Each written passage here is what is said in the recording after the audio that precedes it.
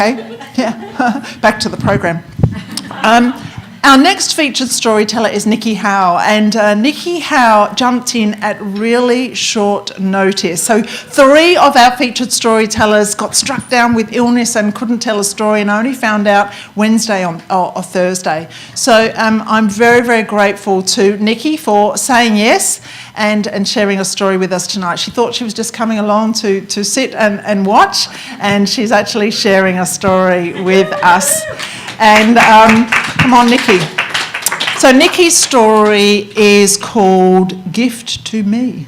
Please give her a round of applause. Thank you.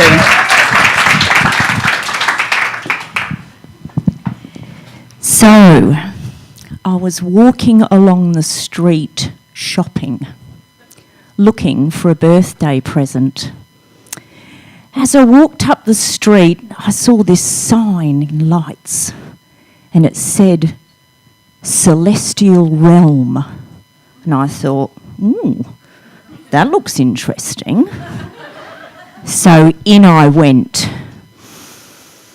As I stepped through the door, I could smell the incense burning. I looked up at the ceiling, and it was covered in red silk. It had the most amazing crystals hanging down from the ceiling. And the bookshelves just covered in books, oracle cards, tarot cards. There were salt lamps. Oh, there were crystals everywhere. Oh, goodness me. It was like Aladdin's cave. And then I stood there and I thought about the last 12 months.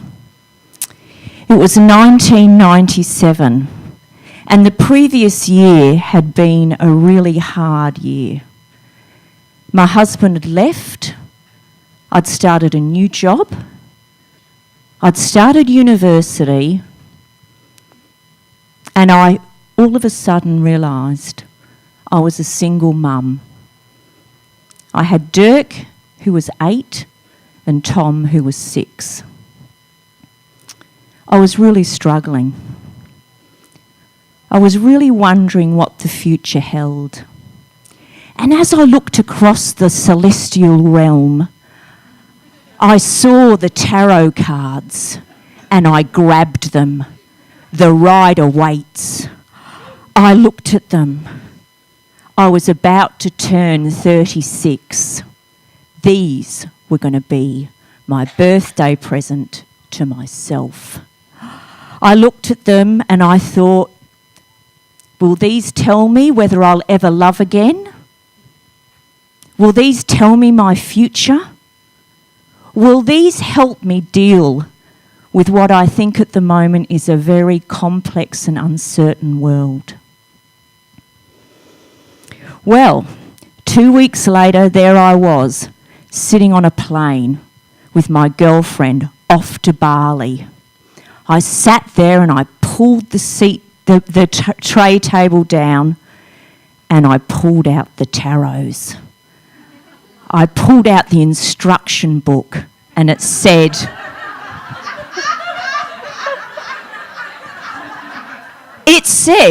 the keys to the tarot.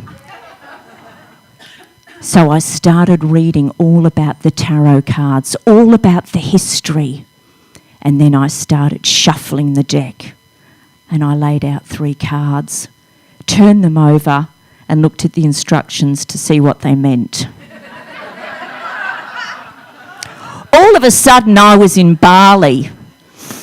Oh, you could smell the satay. You could smell the sewage. And you could smell those clove cigarettes.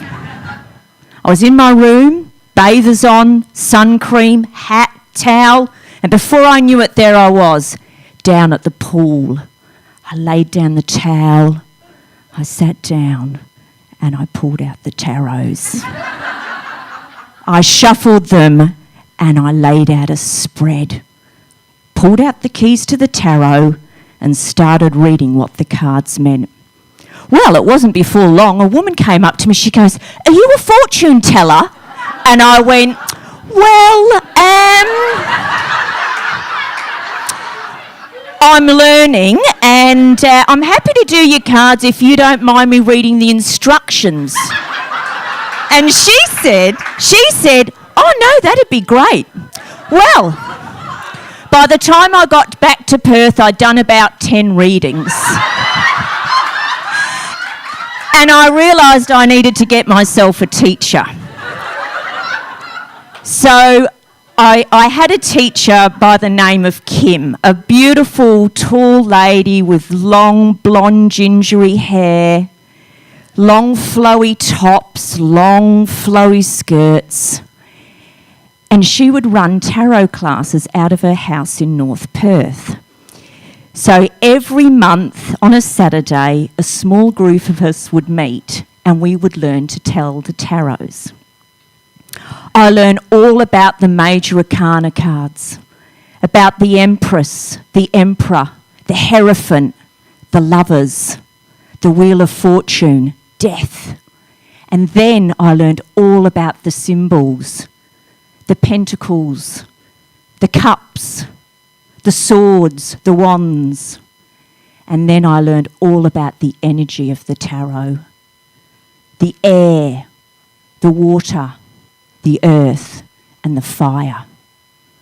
And then I learned all about the people, the kings, the queens, the knights, and the pages.